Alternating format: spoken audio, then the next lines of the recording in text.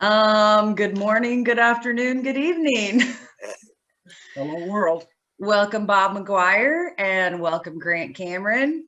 Well, thanks for I'm having Nicole us. Sakach, and we're here to chat on some further issues. This is actually our part 2. When was our part 1? Was that 3 months ago now About that we've 3, done yeah. that? Yeah. All Well, right. there's always rumors to catch up on. I mean, this is like a field of rumors, which is what we want to deal with, I guess. So we're going to talk about all the rumors today. And actually, Bob, I'd like to talk a little bit about SkyHub too. So if you'd like to give us the latest on SkyHub, we can start with that and then dive into the juicy gossip. Sure. So look, Steve and Corey continue to work on the distributed processing system that will go out everywhere so people can hook all their toys up to that system and the data will come back to the cloud so scientists and others can look at the data and trust where it came from and know that it hasn't been manipulated. So Steve and Corey are doing all that work and they're doing great. Me, I'm trying to push the envelope. So I got this in the shipping, and it's one of these, which is a 2 gigabyte Jetson Nano. And just let me tell you about that. So it's a graphics processing unit on it, and it's kind of a little supercomputer, and it costs $59. Okay, so with this $59, I'm going to be able to build Peter, what's his name's from New Forks, a passive radar system using a little box, and I'll be putting stuff up about it. So we're going to build this passive radar and other RF and electromagnetic reception and identification to try to find. You know, I keep going back to this 1969 monograph that Kehoe and Gordon Lohr put out in the 1960s that just everyone else that's ever done anything since then, and from Davenport to Valet to on and on and on, they're just copying and doing what Gordon Lohr said to do in the 1960s before Blue Book shut down. Okay, so anyway, we're just building these systems, and the thing that's happening is what used to cost $500,000 is now in the palm of my hand and costing $59. So that's what's going on. And we're able to pull all this stuff together with inexpensive computers, and the cost of cloud storage, which 10 years ago would have been $1 million a month, is now $100 a month. So it's just amazing. So we're going to get all this data together, put it up, and let everyone use it. We're affiliated with SCU, which is the Scientific Collaboration for the Study of UAPs, and Hoffman and others, and Chris, our science director, is the mad scientist. For those who follow his podcast, has worked out an arrangement with SCU and others. So all that's going on, and SkyHub continues to advance, pushing toward a big release of all sorts of stuff. And just like everything else in the country and the world, it's all been slowed down by COVID. And nobody is happier about the release of both therapeutics and treatments and vaccines than I am. I haven't seen my mother in a year, and I've just been told that she has dementia and is not good. And I can't wait till I can see her while she still knows me. I mean, COVID's in the way of everything. So that's the basic update without a lot of technical details on SkyHub. I urge people, go to skyhub.org and chat.skyhub.org and get involved.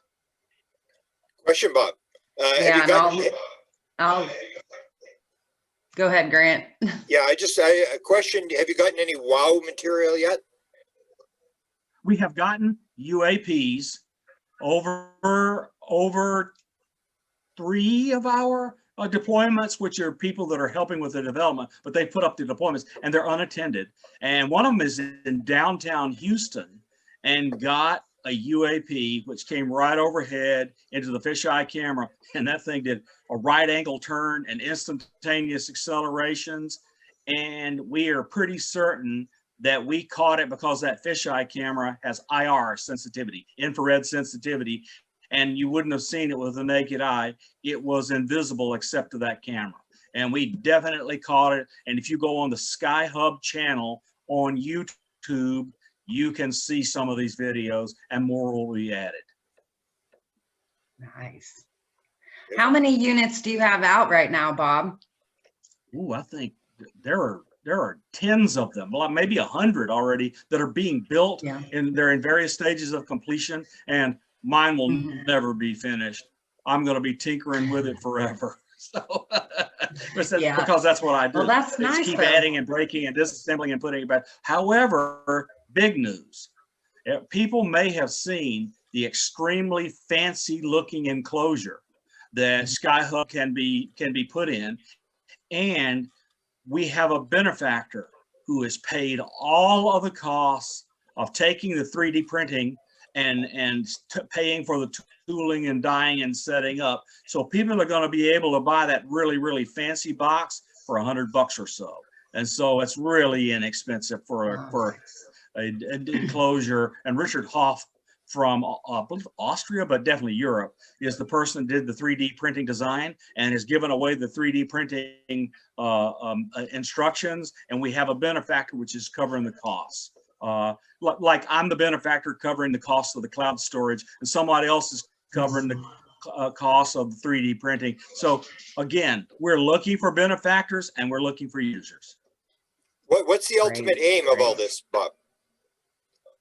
Get a ton of data together that no one can deny, and scientists will feel comfortable publishing papers on what they can find and see. And so right now, observational science. I mean, gather data objectively and store it, and let anyone who wants to have access to it, and let them do whatever science they want on it, trusting that it's not fake. Last question for me. Do you think the government has solved this problem already, or are they totally out of the picture? Is this going to be a private enterprise? I believe they've been capturing UAPs using infrared satellites and radar installations for decades. Okay. I guess maybe and they're just not willing to release it. So for me, in my non-scientific brain, the Nimitz videos that we know were captured from the F-18, their big camera system there, comparatively speaking, is that camera technology? It's not really a big camera. It's not really a big camera system. It's a fairly small kind of pod that looks like one of these disposable gas tanks on the bottom of the wing of the aircraft. So it's not really a huge camera, but it's a very capable camera. So with this very high-tech camera, is that similar to what we're seeing in SkyHub now? Like, is it similar technology, or would you say SkyHub is better?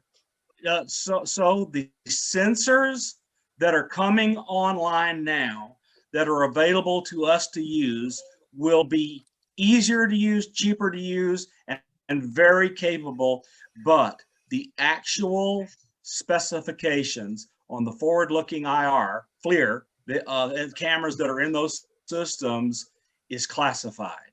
So we're not going to, I don't even know, but we won't know what the actual specifications are. But almost all of the real expense in that system is all of the processing that goes on right behind the camera before it's put in the heads-up display of the pilot and whoever his second seater is. Excellent. All right. Well, I kind of brought it up a little bit, but let's just dive right in. We've all been chattering for the last maybe week. We've been hearing rumors about another big drop of information, maybe coming from Tim McMillan or a few others. We're hearing whispers about maybe a triangle craft, but we're definitely hearing rumors about a USO to UFO scenario that has probably taken place within the last 12 months is what I'm hearing. Are you hearing the same things, Bob? I'm hearing the same things. So what my understanding is, without going into where I got it, is these are two separate incidents. The USO to UFO is a USO screamed through the water, scared the crap out of a submarine, and things were called in and alerts went up and some detection was there. And that was kind of one of the incidents that, as I call it, pissed the Navy off no end. Okay, so that's a little bit older. Then there's another incident where I'll just tell you, I have, without having any of the necessary metadata to tell where it came from, I have seen a picture, and it came through classified channels. And this picture is of a triangle. Now, so I don't get anybody in trouble or even myself in trouble, I'm hoping that's what's coming out. But I can tell you that it was seen from the air, and it was a picture of a triangle. And I don't recall seeing lights in that picture, because I'm going to tell you, I saw it a little less than 12 months ago, but it was from an aircraft, and the picture was taken from an aircraft, and I saw a triangle, but that's all I can say, because I don't know the total trail for how that picture came. I'm just going to tell you that that picture got passed all over the intelligence community, and it's part of what stirred everything up. Are we talking a big craft or a small craft? This is not small. It's not like Phoenix Lights 2 miles across, but it's you know, it's not small. Okay. Oh, it was way bigger than the airplane. And they were high. Was there anything else? They were high. Was there anything else in the picture with this triangle craft? Was there one of our ships? No, I saw nothing else. I saw nothing else in the photograph but the triangle craft. And again, I don't personally know where the picture came from, other than I could tell the equipment that they were in that was taking the picture. So I just, it was a U.S. aircraft. Let me ask a question in terms of this stuff dropping. So we have the Nimitz. Somebody handed over the videos in the parking lot, supposedly. Now we have another drop. Is there a group inside the U.S. government that is angry about this, that's leaking this stuff, or how does this stuff surface? Because I think it's obvious. I think it's obvious that the Navy is truly upset. They are in charge of this UAPTF committee, and it's being run from the Office of Naval Investigations. And, Lieutenant Ryan Graves said that in the Teddy Roosevelt incident, he and his wing person had one of these things, these cubes inside of a sphere, pass between the two of them at incredibly high speeds, hypersonic, without leaving a wake, and passed within 50 feet of them. And that was, so they were so upset, they talked their commanding officer into allowing them to file a report, and it's got elevated up the chain.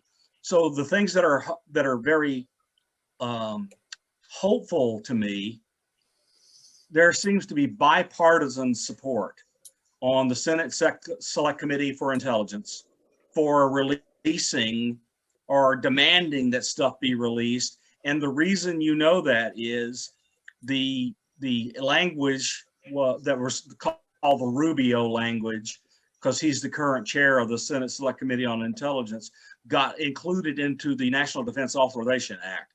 So that's the bill that allows the Pentagon to spend money and authorizes them to do things. But in it, it demanded that work be done, reports be made, and details be given.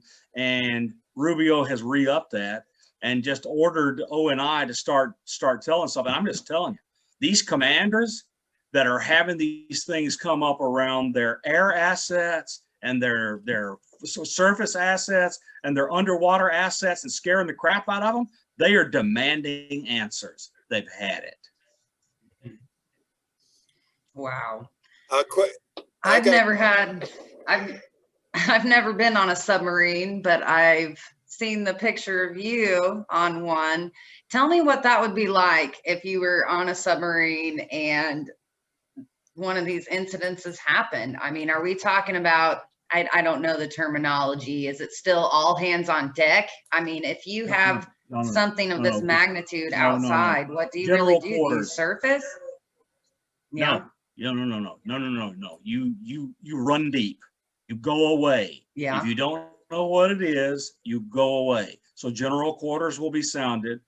All people will report to their action stations, and whoever the senior chief or master chief is in sonar runs out and tells the captain or whoever the current officer in control, if the captain happens to be asleep, would say, "Sir, we have a contact doing this, and I recommend." And then they will do whatever evasive maneuvers they think in order to protect the asset and themselves, and figure out, so they have time to figure out what the heck is going on. But of course, if you're seeing something move in water at ridiculous speeds, you're scared, and the reason you're alarmed, and the reason you're alarmed is water is incompressible, and when you run into it at high speed, it's like running into a brick. So anything that can move that fast through water is alarming as heck, because we can't do anything to outrun it, and no weapon we have will capture it. It's just stuff that has got to be studied to understand. Look, haven't heard of, and I don't know of any hostile action any of these things have taken. I'm not saying there's not any. I'm just saying I don't know of any. But the only responsible action is to warn people and say, we don't know what this is, and we feel threatened, and we want action. And I think that's what's happening. Mm-hmm. Excellent. Is this just a Navy? You're mentioning the Navy, and of course, years ago we had the incident at Rendlesham Forest with the U.S. Air Force. Is this just a Navy thing that's going on, or are all the services encountering these objects? Okay, so again, a lot of the responsibility for many of the areas that the Air Force used to have control of are now under the control of the Space Force that President Trump has stood up. So I don't actually know what are they're demanding, what they're reporting, and what activities they have at the highest levels in the Pentagon with the UAPTF, which is being run out of the ONI. And it's clear they used money that they scraped together near the end of the fiscal year to stand it up and get it going, while they were waiting on the new budget. The new budget was supposed to be in effect on October 1st, but like every other year, we don't pass a budget on time, and there's a continuing resolution. But the National Defense Authorization Act, which has not been signed, the committees have reported out a bill, but neither the Senate or the House has done things together, and they haven't resolved any differences, and it hasn't gone to the president. So that has not gone forward and been signed yet. And we all hope it does, so that we get some kind of answers. And I think answers should be forthcoming. I know that Kamala Harris is on the Senate Select Committee on Intelligence, and every classified briefing they saw on UFOs, she heard every word of it. Another question. Well, go ahead, Nicole. Oh, I was going to say, you mentioned Melinda, and that brought up our short little conversation we had a couple days ago in our discussion group. We were talking about, what was she talking about? Chris Krebs firing and MIT technology. did you want to comment more or explain more of what you and Melinda were discussing in our chat? We're going to talk with her tomorrow about it too. She seems all over this, but I think you should talk to her about it. I knew what Chris Krebs' job was, and his job in Department of Homeland Security was cybersecurity issues for the United States government. I got to tell you, that guy is a patriot and a hero. He blocked and tackled with most all the 50 states, secretaries of states, whoever run the elections in their states, and the Russians and the Chinese and the Iranians and the Israelis and whoever else would try to sneak in and go after our election infrastructure, failed. They failed miserably. Krebs is a national hero, and he's one of the best appointments Trump made in his entire presidency. And the guy deserves all of our thanks, because all of these contested stuff that's going on, he blocked and tackled every possible thing, because if there was a single incident of voter equipment being tampered with, or voting rolls being tampered with, or voter counting being tampered with by them gaining access to the equipment over the internet or whatever other infrastructure, you would have heard about it already. And so no cases are going forward because this guy blocked them all. Well, and he worked with NSA, FBI, and all 50 states to block and tackle people trying to attack our elections. He is a national hero. Wonderful. And then I was going to throw one more name out at you that we might want to follow in the months to come, and that's Angus King, and the importance he might play in possibly Joe Biden's cabinet. Am I getting that correct? Okay, so the rumor intelligence, rumit, is that King is going to be nominated to be Director of National Intelligence. So the Republican senator that was there, of course, was fired by President Trump. And then the superstar,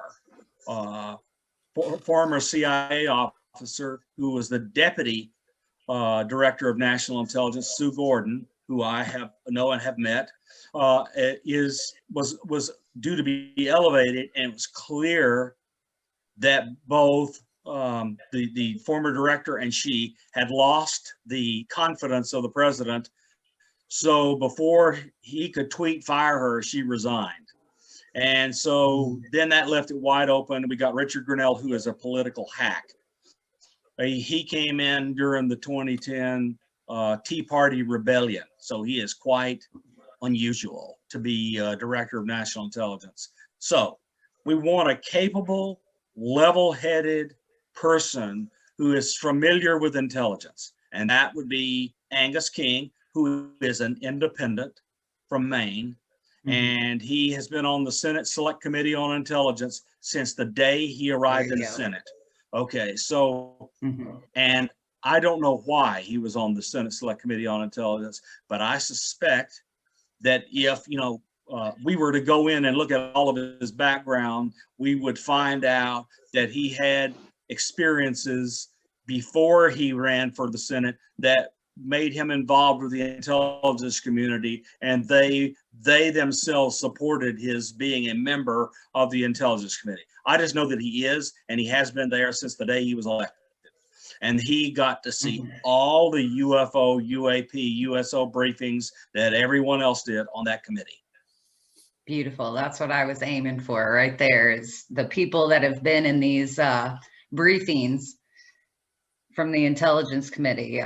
We know Kamala Harris has been, and now we know Mr. King is in on these. So I think the more the merrier. When these people are, put in their right positions, it could really set up our community to help get these issues out there.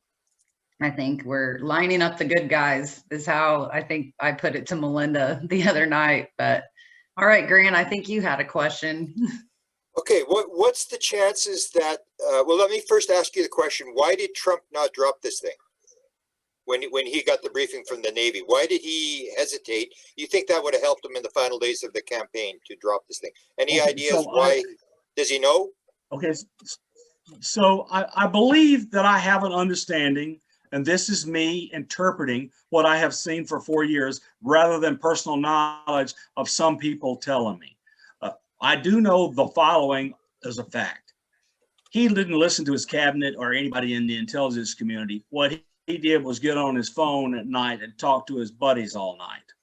And so he would talk to people like Lou Dobbs and others on Fox News and Fox Business, and I can just hear them right now. Sir, if you put this stuff out and claim that UFOs are real, you're going to go down as a lunatic, and you don't need this crap. Let Biden do it. Okay, something like that happened. Let me hang this up. Sorry. A UFO sighting. Yeah. So yeah, exactly. Sorry about the phone. So I just feel like he didn't want to be involved. And you can recall. So I have actual evidence for this.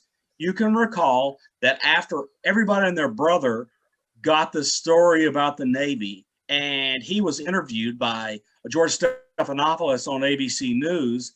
He said, "Yeah, George, I've gotten those briefings, but I don't believe it." So I think he had been told from early on that stay away from this because it's nothing but a trap. And he probably, as paranoid as he is, thought somebody was playing him for a fool and ran. Okay, my next question is, in terms of the government, if you recall back, the story was told by Danny Sheehan, whether it's true or not, was the idea that when Carter got the briefing, the president-elect briefing from George Bush, the then director of CIA, he said, curiosity on behalf of the president is not sufficient need to know. In the 1940s, they put out a map already, I think this is even before Blue Book started, where they showed the interactions of UFOs with Hanford, with all the military, Los Alamos and all this sort of stuff. So they've known about this sort of, I almost look at like the UFOs is poking the bear. It's like, going into the military, showing off, challenging them, stuff like that.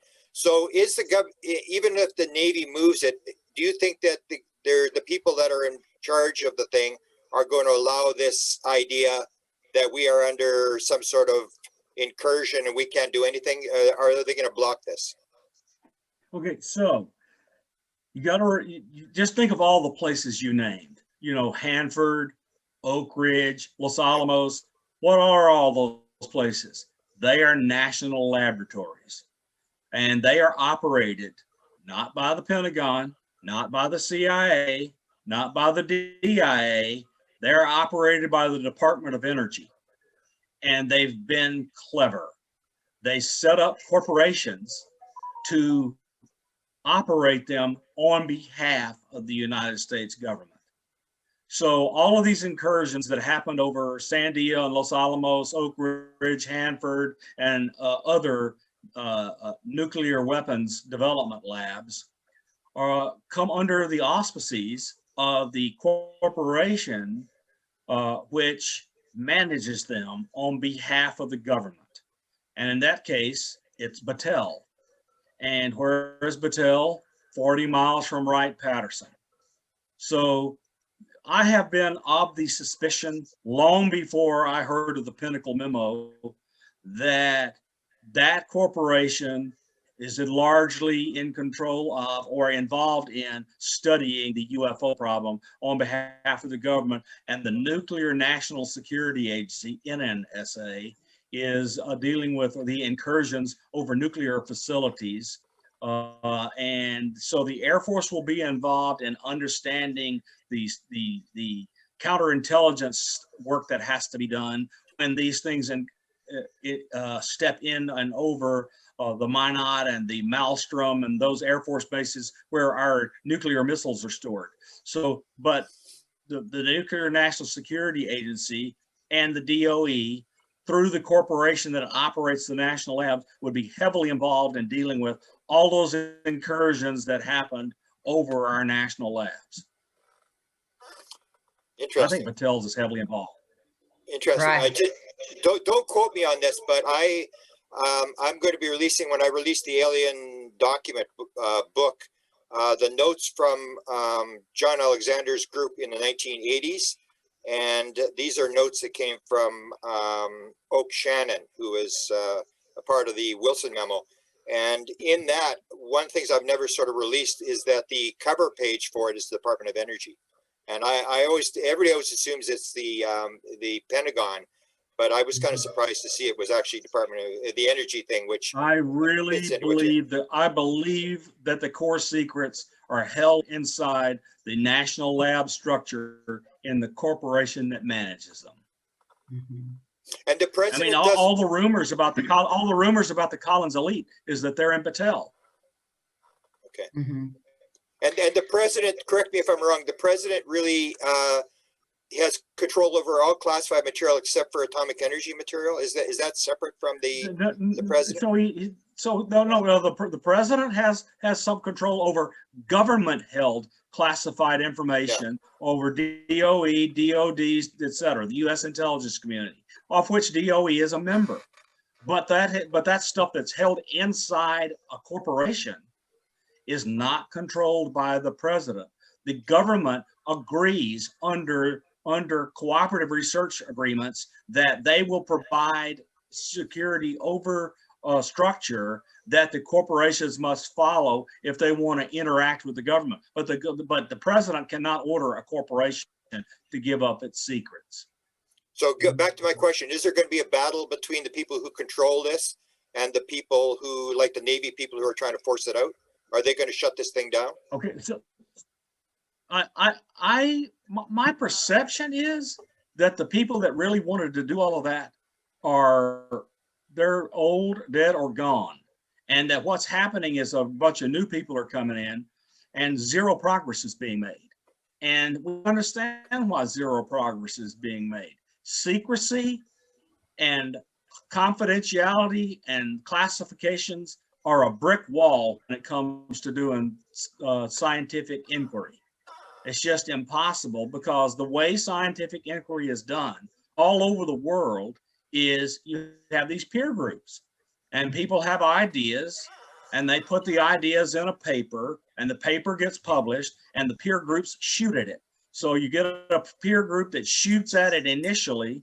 If the peer group that shoots at it initially says, hey, we think that you might have something here, it goes into a journal publication and then the entire world shoots at it. So none of that can be done when only 20 people can see the secret. And you don't ever know if the piece that you need, the crucial piece you need for understanding is outside of that group. I'm just telling you, I don't think we're going to get anywhere while we keep all this stuff a secret. I think people like the Navy and others, they've had it. They want to know what's going on now because they feel threatened. Absolutely. Whew. You know, Patel, the first time I heard that was in James Fox's film, The Phenomenon. They shined a pretty good light on that for about 4 or 5 minutes in the film.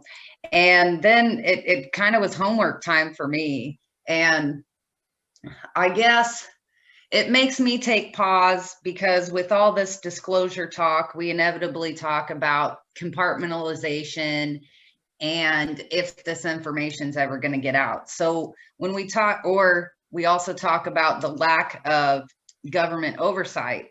And to me, this is that exact situation. Like you just said, we have the Department of Energy, you know, move it forward a little bit. It breaks down to Patel. And if they're a corporation and they don't have to release all their information, and yet they're government protected, is this exactly the scenario that Rubio is trying to bust through? This is what we're trying to gain access to? I really believe the scenario that Rubio is trying to bust through is how can we help our Navy guys who feel threatened? And they're tired of the secrecy, keeping all of that covered up. I just think they believe in order to make progress, some of the stuff needs to be made public. So all sorts of people can weigh in on what's being observed. And people keep saying, this is probably ours. This is probably ours. Go read Rubio's statements.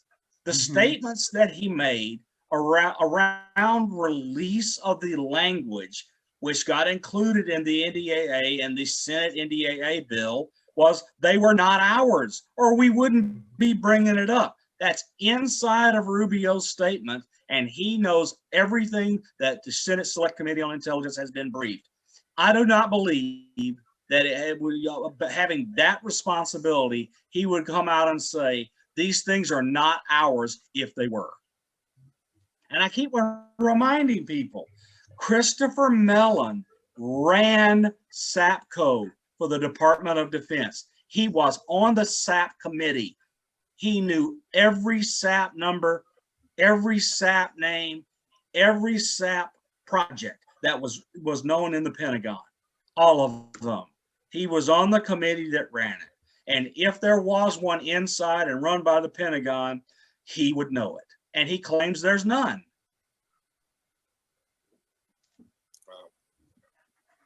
Wow. I guess I gotta sit on that for a second, but maybe on a little bit of a lighter note, I know you and I have both been following Dr. Greer over the weekend, and he was supposed to release or maybe talk about some information yesterday. Did you get a chance to follow that or watch it? Did he make any big? What I got trapped into watching, and it was actually interesting to tell you the truth, is he finally released the video of the premiere of Close Encounters of the Fifth Kind, where he showed up in Phoenix and showed the thing. And in it was another one of his amazing claims.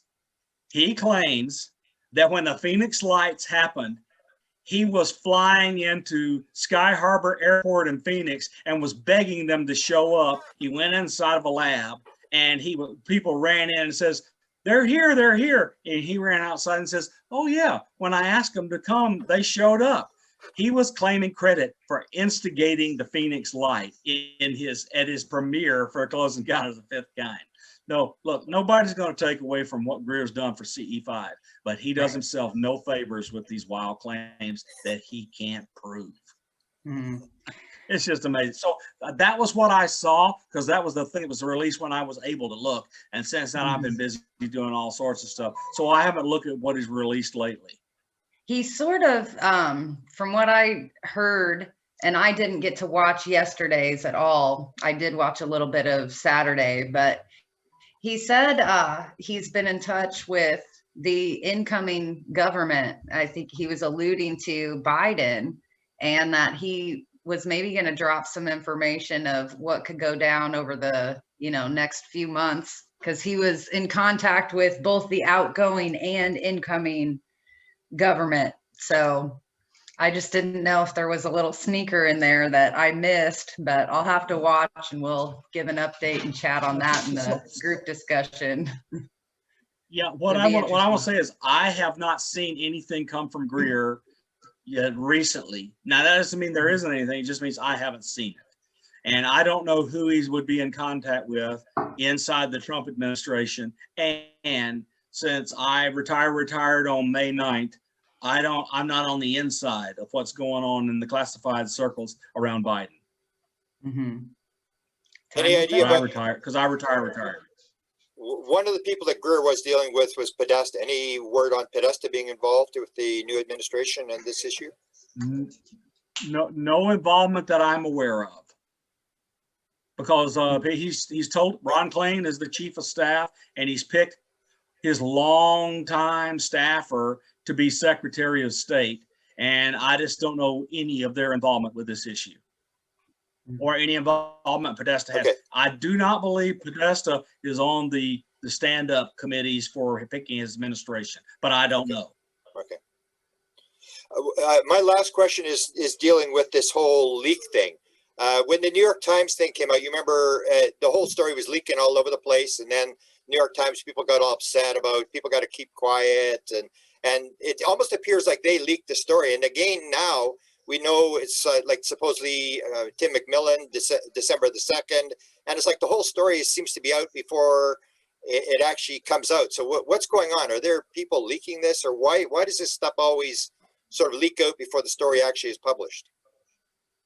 Well, as soon as people that start advertising that they're about to publish a big leak, people start telling their friends of what's coming because they're asked, and the rumor gets passed around everywhere. Yeah. So I'm gonna tell you, when you've been a professional doing this kind of stuff for 30 years, if what comes out is what I think is going to come out, I knew about it months ago, and today's the first time I'm commenting publicly. I mean, that's how secrets are kept. You keep your mouth shut. Yeah. How big do you think the story is going to be? What kind of impact do you think this is going to have when it finally is made public? Is this a big story, big? Because you'll hear people saying this is the biggest bomb going to be dropped. Is it a real big story? It depends on whether or not it's more than this photo. So I don't know the sum total of the details, but if it's just this photo without the people who took the photo coming out and saying, we took this photo, here's how we got it, here's the equipment we used, here's what we were doing. Without that, there's no provenance to the photo. It's just a photo that showed up someplace, and naturally there will be 10,000 debunkers saying it was done in Photoshop. So it depends on if there's more than that photo.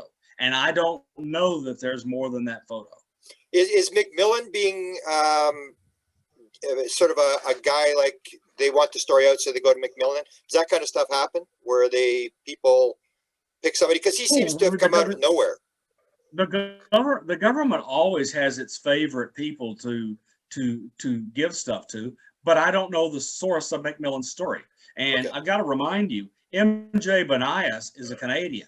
They're not U.S. government people that are going to leak stuff to MJ Banias as a Canadian, because that would get them in real trouble. Super. I know. I'm excited. You know, I always get excited when there's these whispers and gossip and rumor, just to see how it all shakes out, obviously. But I guess we could end it on a Bloodsow note. Do you have anything to update us with your ongoing friendship with Mr. Bloodsow? And are you able to give us any info? So look, they're a bit hamstrung.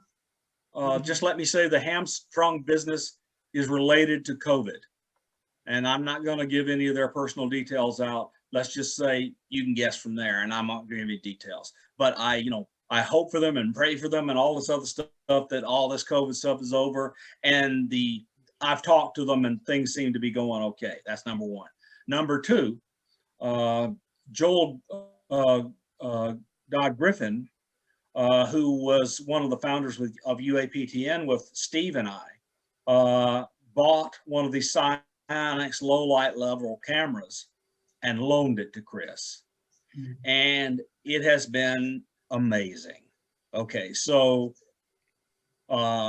Chris shakes his hand a lot when he holds these cameras like they're smartphones, but this camera you hold like this, you hold up to your eye, and rather than try to keep the camera focus, you hold it up to your eye, and it's a low light level camera, and he is getting stuff every single day. He can go outside every day.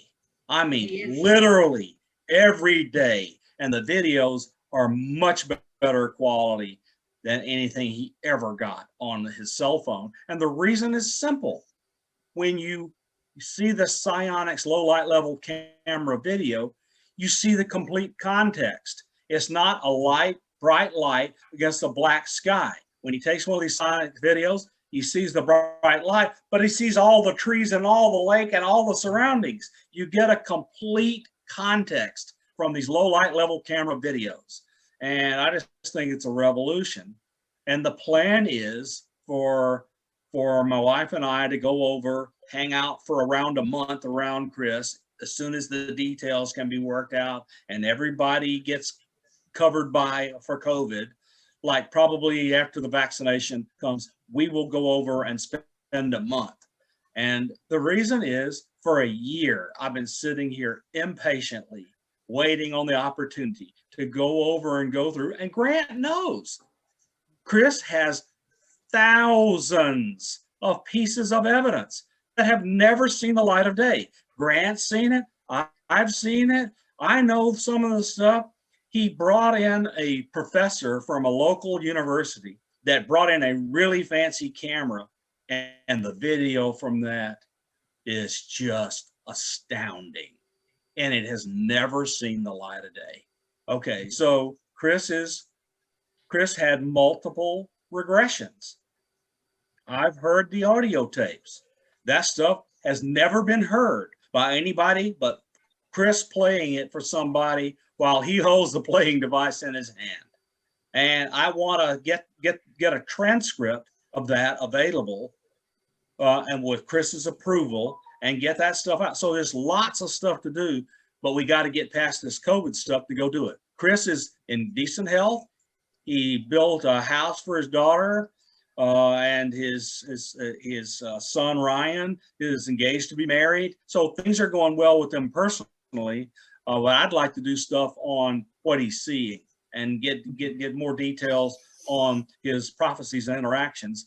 But I want you to take his words and turn them into something written that other people can follow. So the goal is build a complete timeline from when Chris was young, had his near-death experiences, like when he was shot in the back with a shotgun, all the way forward, and just fill in the blanks of the entire timeline. Because Chris is a good storyteller, but he never tells things in order, and it needs to be organized. And that evidence needs to be annotated, put in a database, and commented on before he's no longer capable of doing that.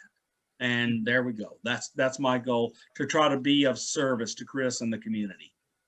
Thank you, Bob. Beautiful. I agree with you. I've seen the stuff. I wrote up in Alien Bedtime Stories. I wrote up part of stories, his stories. But people do. I don't think people realize how involved he has been. How many things have happened. It's incredible. And you and I have both been around him, and stuff happens when you're with him, and that makes you a believer. And after. When I was with him, I saw stuff, and then I had a hitchhiker follow me home. There's just no way that what happened to me is normal. It's a paranormal action. And I'm telling you, as a scientist, it was life-changing. Wow.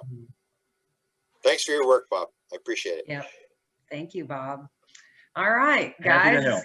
Is there anything else we want to gossip and chat about today? We'll leave it for another show. You got the story. It's it'll be exciting when this all unravels. Okay. And Bob, why don't you? And I just want to know. I hope Lieutenant Tim Millen and Micah Hanks and MJ Benias drop a nuclear weapon. I know. Beautiful, beautiful. I keep it coming, guys. But thank you very much. I know. All right, you guys have a great week. And Nicole, happy Thanksgiving. Oh, hey, yep, Turkey Days this week. So there you go. We're dining alone. We're all eating just in our own homes and like calling family members. So me and Will have a lot of turkey. Give my little buddy a hug and tell him I'll put the B on the Thanksgiving table with us. Oh, wow. He'll like that. And actually, yeah, William said he wants to sit down with both of you guys and go through his latest inventions. So there you go. I'll send you guys pictures, and maybe that could be our next chat. I'll get William in here next to me, and he can go through everything. Beautiful.